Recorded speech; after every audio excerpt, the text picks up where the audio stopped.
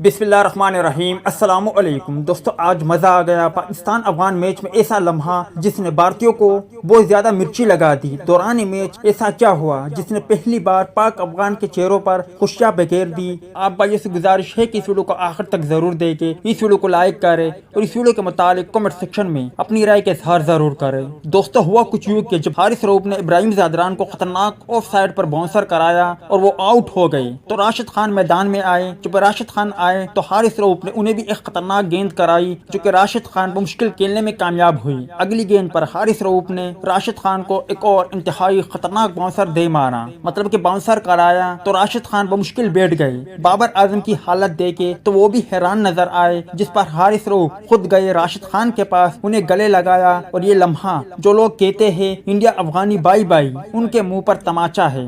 और राशिद खान और हारिस रऊफ ने साबित किया कि पाक अफगान बाई बाई है, इसलिए शायकीन क्रिकेटर जो पाक के थे और जो अफगान के थे काफी महजूज हो गए। याद रहे कि आज के होने वाले मैच में राशिद खान ने अफगान टीम के लिए 18 कीमती रन बनाए। हारिस रऊफ को आखिरी ओवर में एक छक्का भी दे मारा। हारिस रऊफ की बात करें तो हारिस रऊफ ने आज के मैच में 26 रन दिए और 2 खिलाड़ियों को आउट किया।